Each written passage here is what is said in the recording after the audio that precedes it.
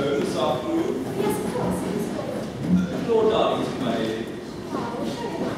And you know that I'm going to suppose it is right for me to say it. Quite glad he's come. Lord Darlington. How do you do, Lady Windermere? How do you do? No, I can't shake hands with you. My hands are all wet from these roses. They just came up from Salby this morning. Aren't they lovely? They are quite perfect. And all well fair, isn't it? Oh, yes, do. Pretty, isn't it? How's my name on it, you see? It was my husband's birthday present to me this morning.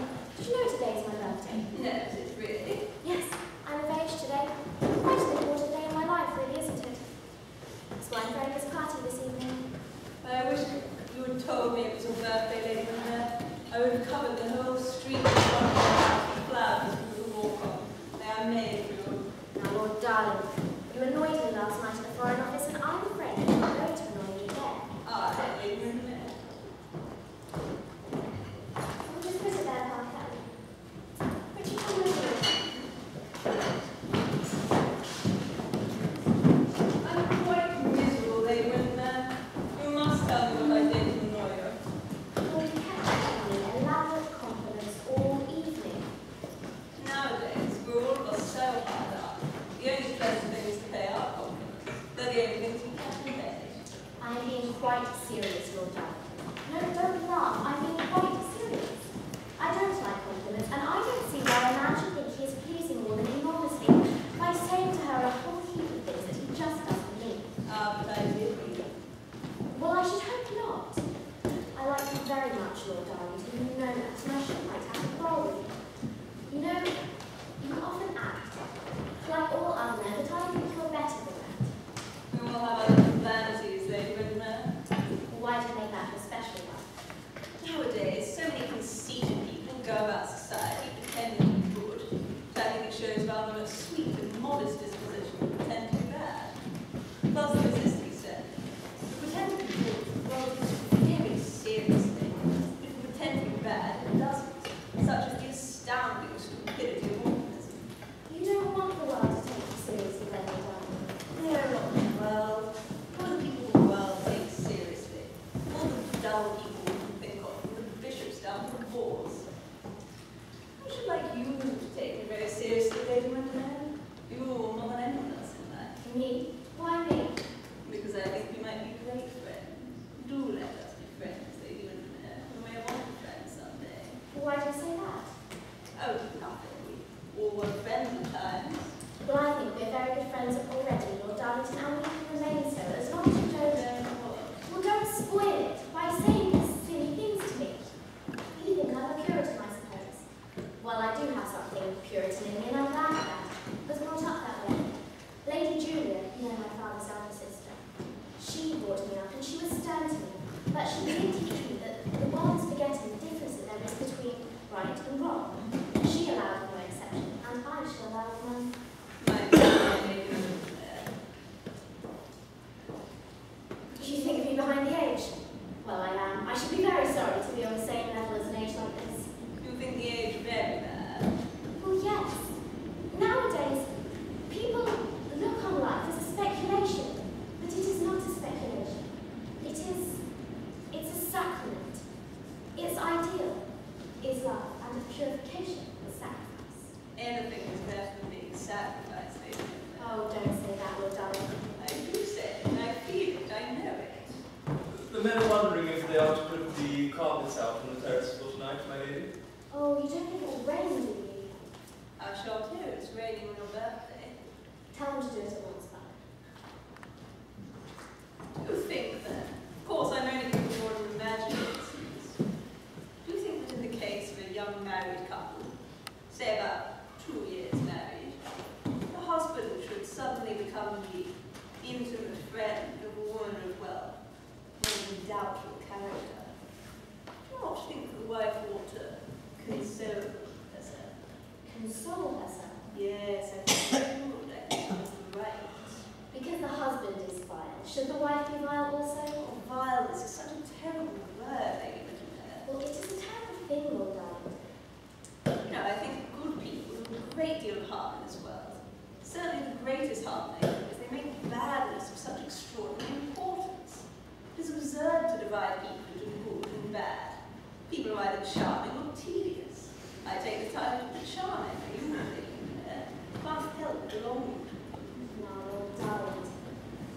Don't stir, I'm really going over to finish my task.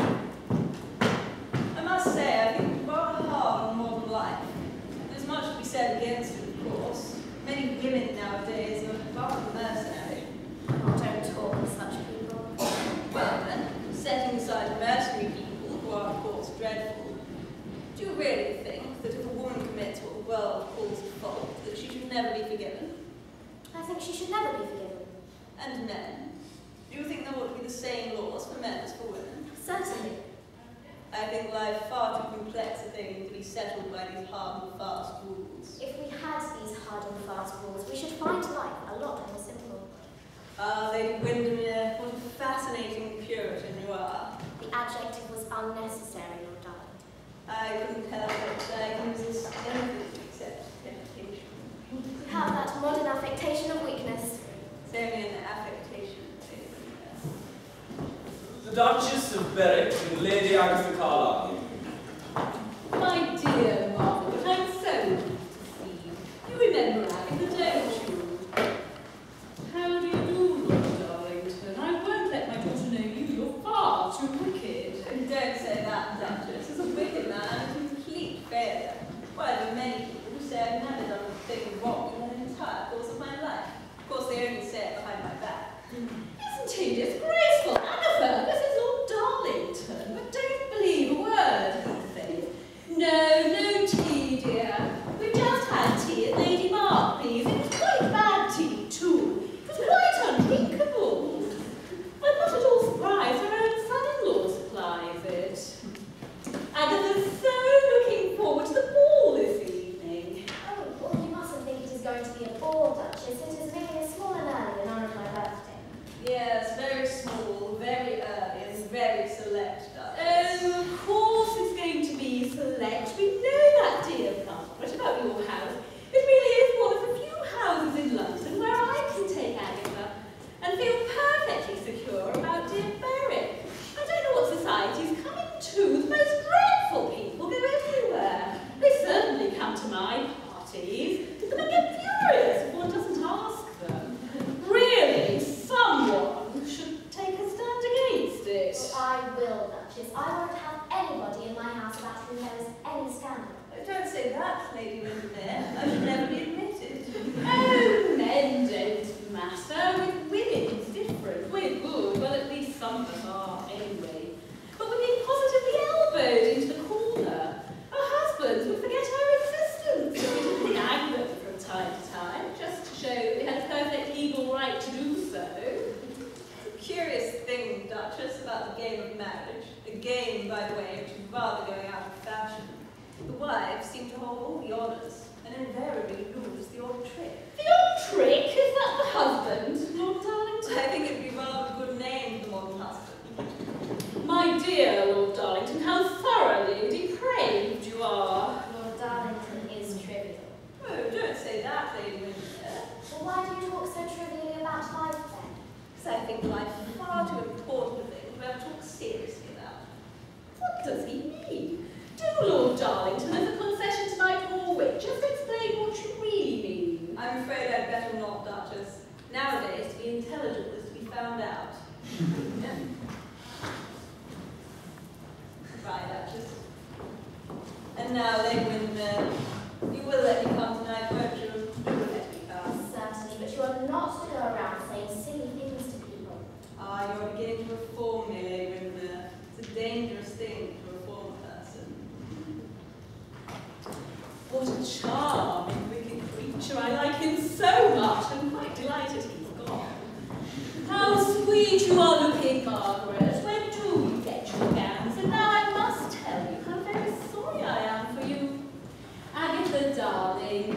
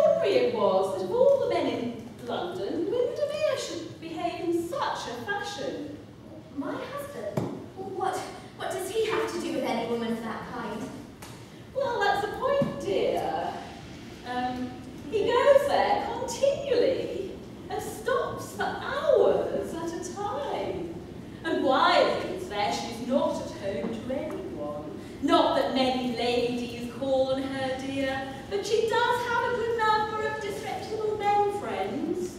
My own brother particularly, as I told you. That's what makes it so distressing about Windermere. We looked upon him as a model husband. But I'm afraid there's no doubt about it.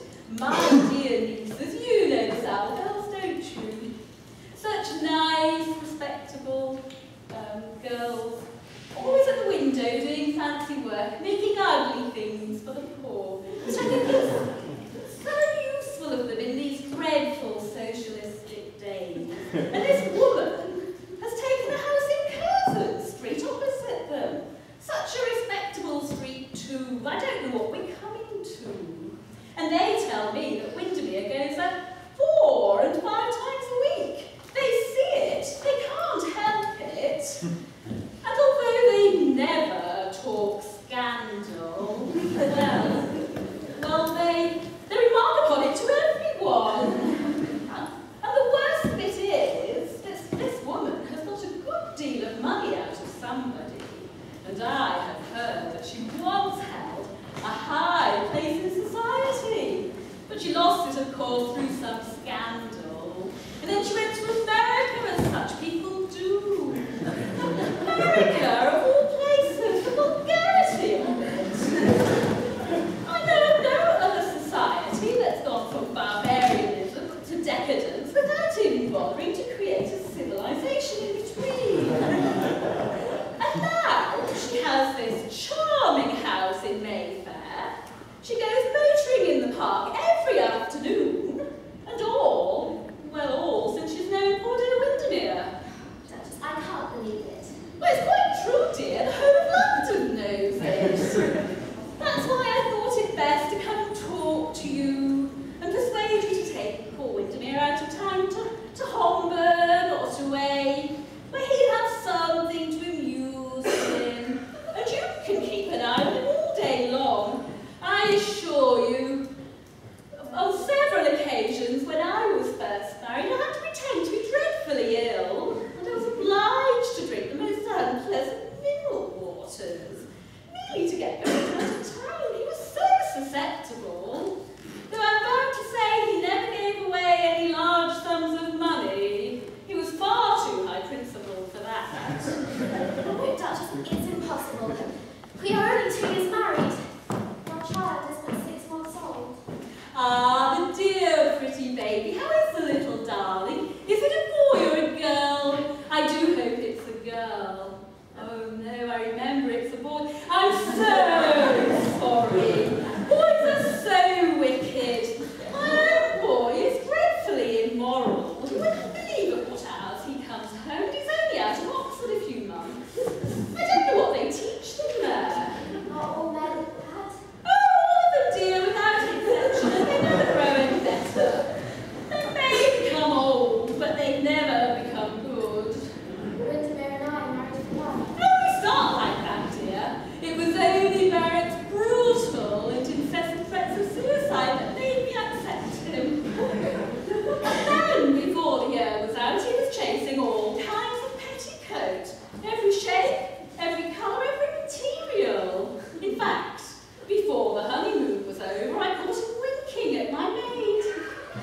A most pretty, respectable girl. I dismissed her at once as out of character. Oh no, I remember I passed her on to my sister. Poor dear Sir George is so short-sighted I thought it wouldn't matter. But it did. It was most unfortunate. And now I must be going, dear. We're dining out. And don't you go taking this little aberration of Windermere's to heart. Just take him away and he'll soon come back to you. Come back to me? Oh yes, dear, these wicked women get our husbands away from us, but they always come back. Slightly damaged, of course. And don't go making scenes, men hate them. It is very kind of you, Duchess, to tell me all this, but I can't believe that my husband is untrue to me. Oh, I was like you once, dear. But now I know that all men are monsters. The only thing to do is to feed the wretches well. A good cook works wonders, and that I know you have. My dear Margaret, you're not going to cry. Oh, you needn't worry, Duchess, I never cry. Quite right, dear.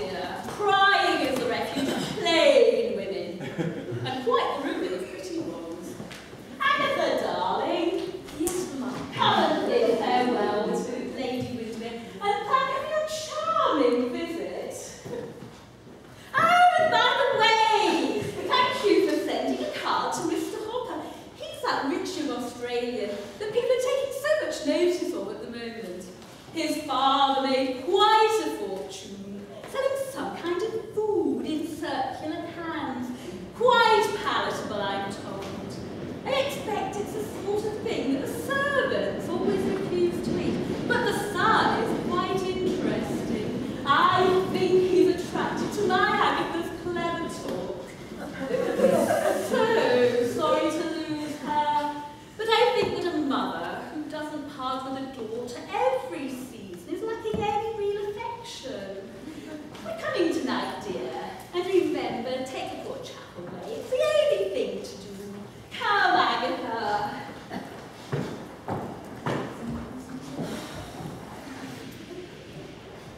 How horrible. Well, I know now what Lord Darlington meant about that imaginary instance of a young couple not 2 years married. But it can't be true. She spoke of enormous sums of money paid to this woman. And I know where Arthur keeps his bankbook.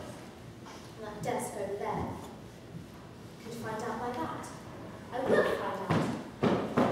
No, it's a mistake. It's some silly scandal. He's my husband and he loves me. He loves me. But why should I not? I'm his wife. I have the right.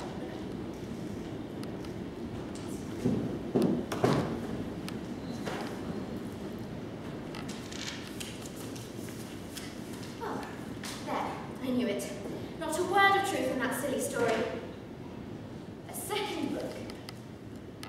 A private book. Mrs. Erlin, £600.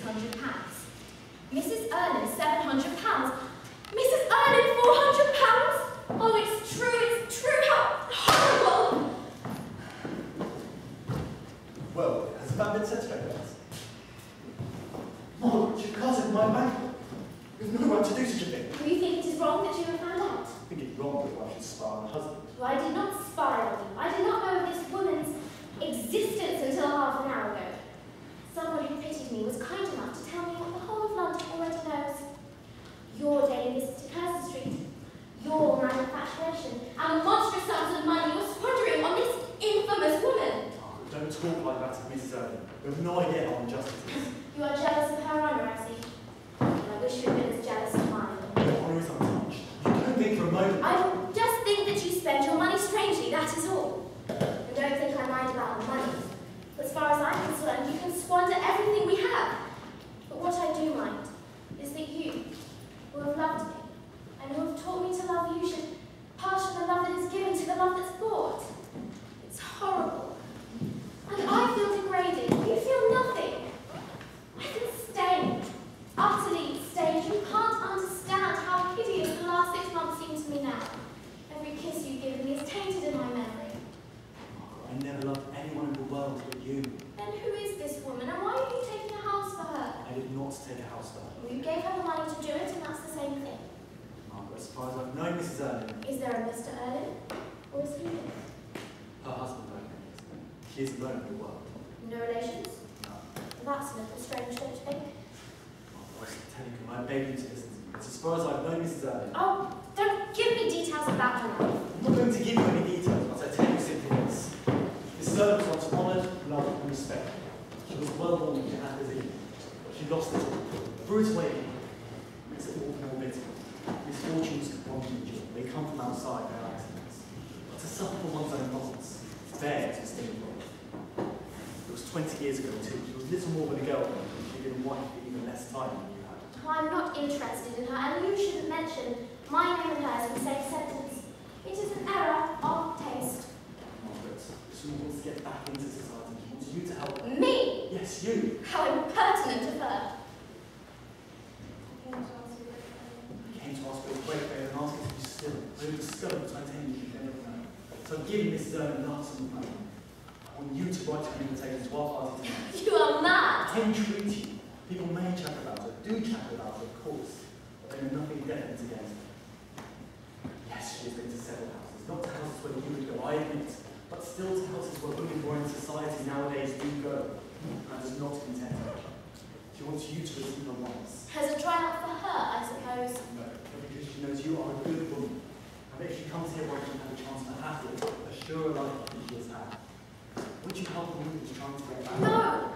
If a woman truly repents, she never wishes to return to the society that has made or seek her ruin. Beg of you. I am going to dress for dinner, and don't mention the subject again tonight. Arthur, you fancy that because I have no parents that I am alone in this world and that you can do with me as you choose. But you are wrong. Friends. Many friends.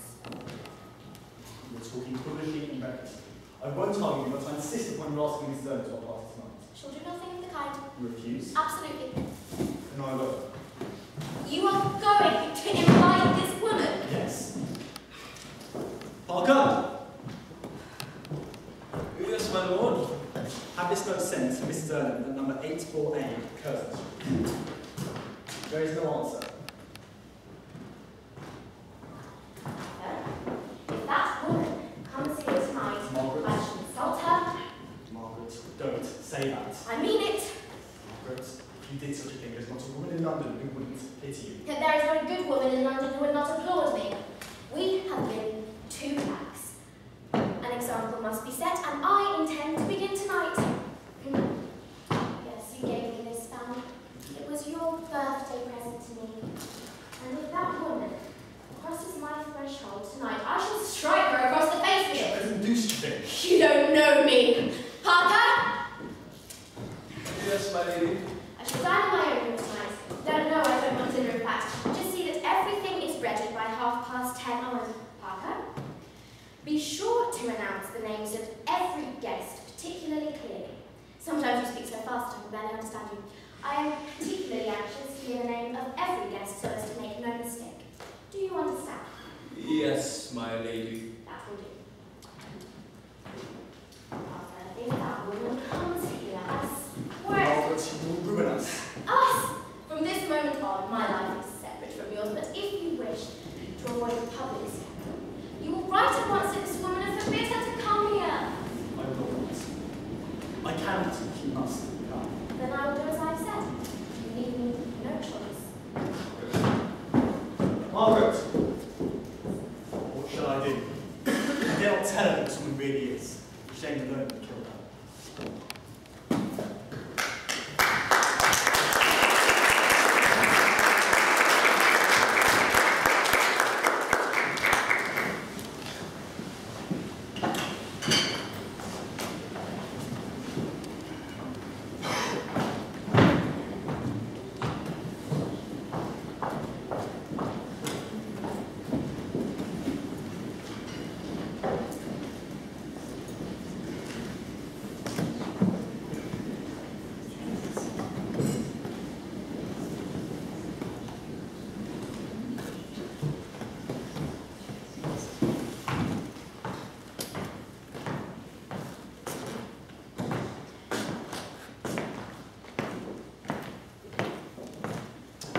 Mr. Cecil Graham.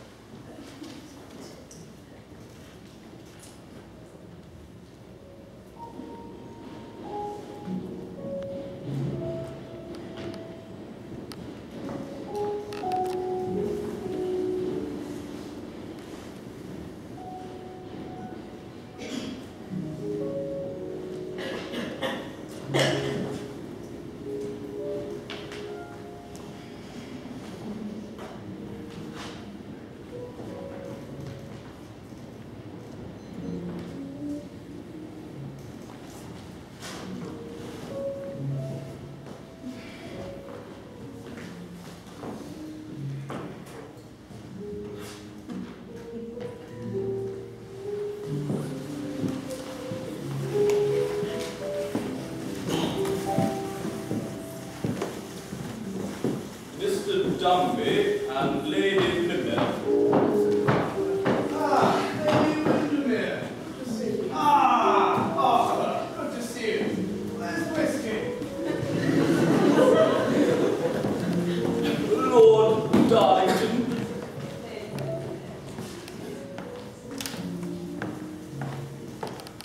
Lady Jedburgh.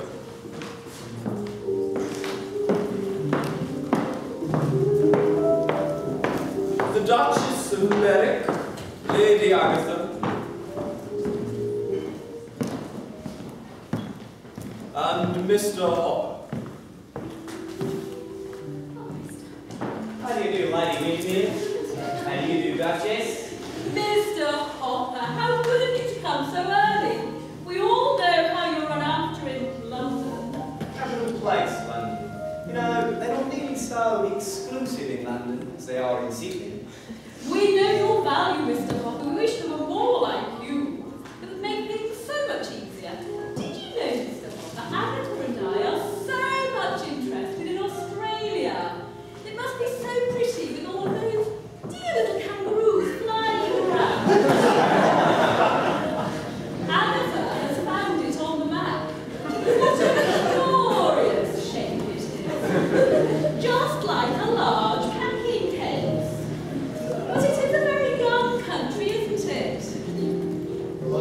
made at the same time as the others, Duchess.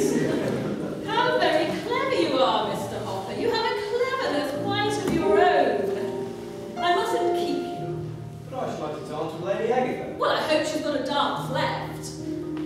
Agatha, do you have an dance left? Yes, Mamma. The next one? Yes, Mamma. May I have the pleasure? Mind you take good care of my little chatterbox, Mr. Hopper. Excuse me, dear.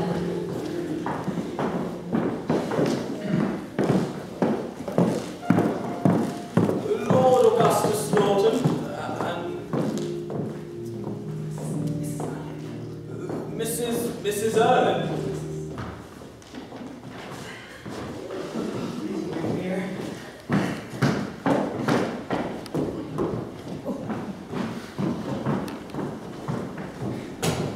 Did you see that? Absolutely, Mrs. Erling.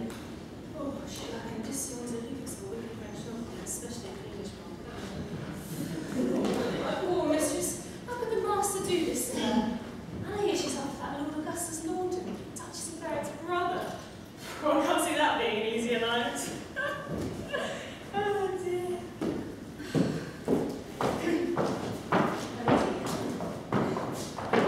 Yes, her coming here is monstrous. Unbearable. I know now what you meant at time. Why didn't you tell me outright? You should have. I know, I couldn't. A man can't tell these things about another man. If I'd known that he was going to make you invite her here tonight, I think I would have told her. That insult at any rate would have been spared. You know, I did not ask. My husband insisted upon it, against my entreaties and against my commands. It's completely shameful. You know, I feel every woman here sneers at me as she dances by with my husband. I feel degraded in my own eyes, and I lack courage. I'm a coward. If I know you at all, I know that you cannot live with a man who treats you this way. You would feel that he was lying to you every moment of every day. You would feel that the look in his eyes was false, his voice false, his touch false, his passion false. He would come to you when he was weary of others, and you would have to comfort him. He would come to you when he was devoted to others, and you would have to charm him. You would be to him the mask of his real life, the cloak to hide his secret. You're right. You're terribly right. But where am I to turn? Lord Darlington, you said you would be my friend. Tell me, what am I to do? Be my friend now. Between men and women, there is no friendship possible. There is passion, enmity, worship, love. I love you. No, no! Yes, I love you. I love you more than any living thing. What does your husband give to you? Nothing. Whatever is in him, he gives to this wretched woman who he has thrust into your society, into your home, to shame you before everyone. I offer you my life. Lord Darlington! My life, my whole life. Take it and do with it what you will. I love you since the moment I first met you, madly, blindly, adoringly. I love you more than anything in the world. Leave this house. I won't say that the world matters nothing, or the voice of the world, or the voice of society. They matter a great deal. They matter far too much. But there comes a point when one has to choose between living one's own life fully, entirely, completely, or carrying out some false, degrading, shallow existence that the world and its hypocrisy demands. You have that moment now. Choose, my love, choose. I have not the courage. Yes, you have the courage. There may be 6 months of pain, of disgrace even. But when you no longer bear his name, when you bear mine, all will be well. Margaret, my love, my wife that shall be someday, you know it, my wife. What are you now? That woman has the place that belongs by right to you. Go out of this house with head erect, with a smile upon your lips, with courage in your eyes. All of London will know why you did it, and who will blame you. No one. And if they did, what matter? Wrong, what is wrong? It is wrong for a man to abandon his wife for a shameless woman. It is wrong for a wife to stay with a man who dishonors her so. You said once that you would make no compromise for things. Make none now. Be brave. Be yourself. I'm afraid of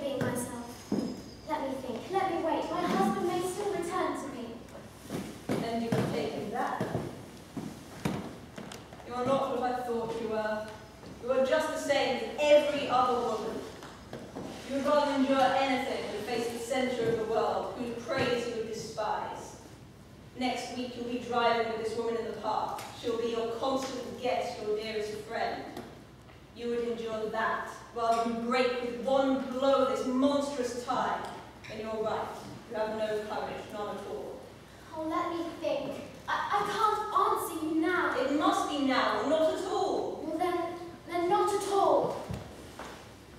You break my heart. Mine is already broken. This is the last time I shall ever look upon you. Tomorrow I will leave England, and I shall never see you again. For one moment, our lives met, our souls touched.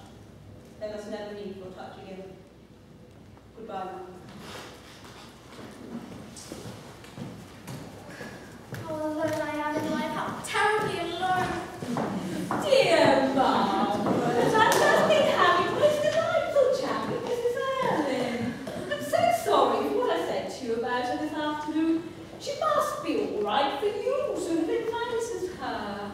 Such an attractive woman, and such sensible views on life told me. She totally disapproves of people marrying more than once. So I feel so safe about poor Augustus. I don't know why people talk against her. It's those dreadful nieces of mine, the Savile girls. They're always talking scandal. Still, I should go away, dear, to Homburg. She's just a little bit too attractive. But where is Agatha?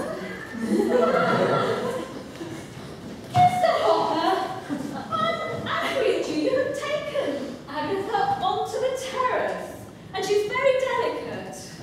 Sorry, Duchess. We just went out for a moment and got chatting. About dear Australia, I suppose. Yes. Agatha, darling. Yes, Mamma. Did Mr. Hopper definitely? Yes, Mamma. And what answer did you give him? Yes, Mamma. Sweet child. You always say the right thing.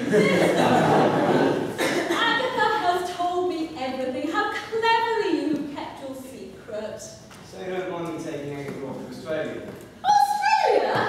Don't talk to me about that dreadful, vulgar place. Agatha said she'd like to come with me. Did you say that, Agatha? Yes, Mum. Agatha, sometimes you say the silliest things possible. I think that Kensington Square would be a more healthy place to reside in. Though there are actually a lot of vulgar students.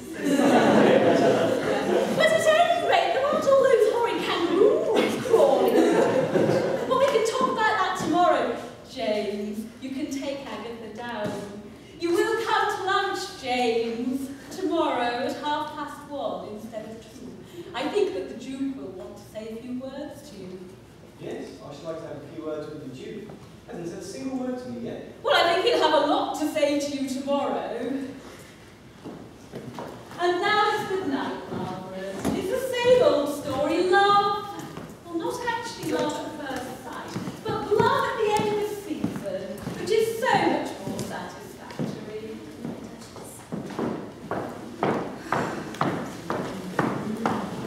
My dear Margaret, what a most attractive woman your husband has been dancing with all night. I should be so jealous if I was you.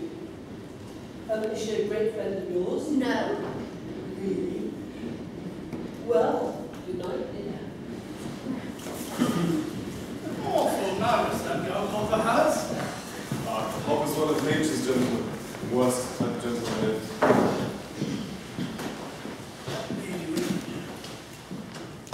Very clever.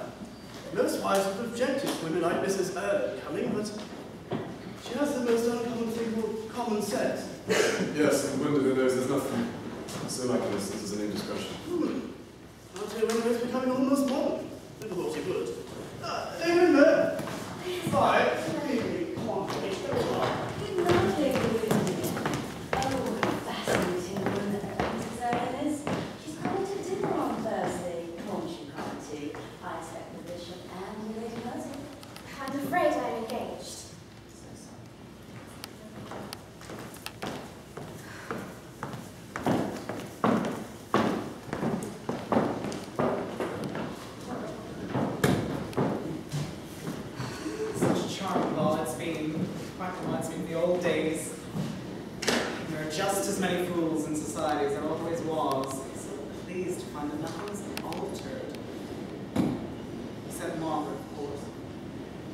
she's really grown quite pretty.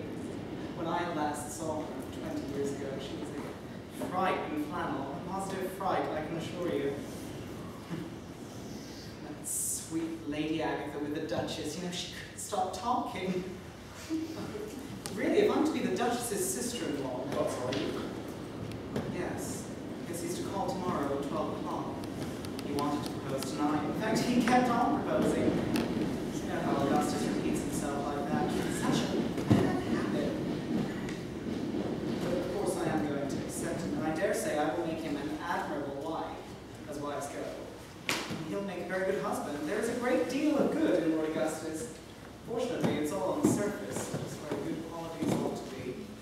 But you will help in this matter. I'm not called to encourage Lord Augustus, I No, I do the encouraging. But seriously, you know, you will make me a handsome settlement. Is that what you came here to talk to me about? Yes. I'm not talking here. Then let us talk of it on the terrace. Even business needs a picturesque background. With the proper background, women can do anything, don't you think? Won't tomorrow do as well? No.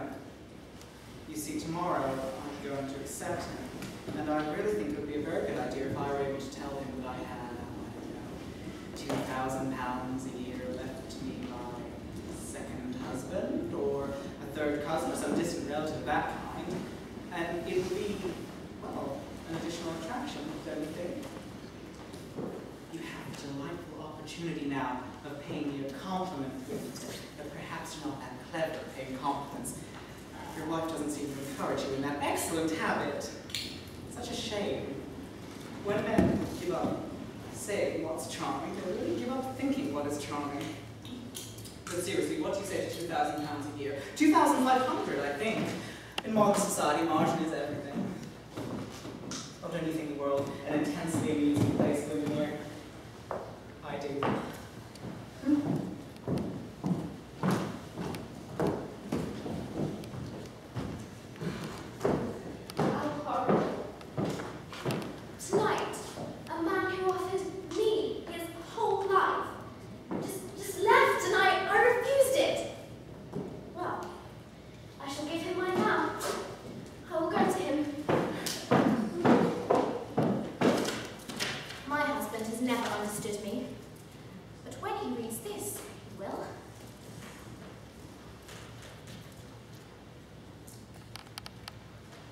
He who has broken the bond of marriage, I will break its bondage.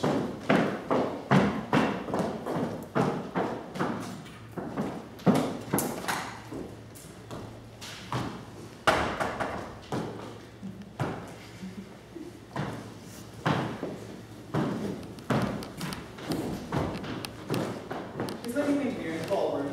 Her ladyship has just gone out. Gone out? She's not on the terrace. No, madam, her ladyship has just gone out of the house. Out of the house? Yes, madam, her ladyship has left a letter for his lordship on the table. A letter for Windermere? Yes, madam. Thank you. Out of the house. A letter for Lord Windermere.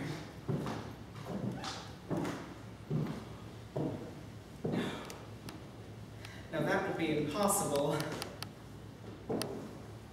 Life doesn't repeat its tragedies like that, but why does this terrible fancy come across me? Why do I now remember the one moment of my life I most wish to forget? Does life repeat its tragedies?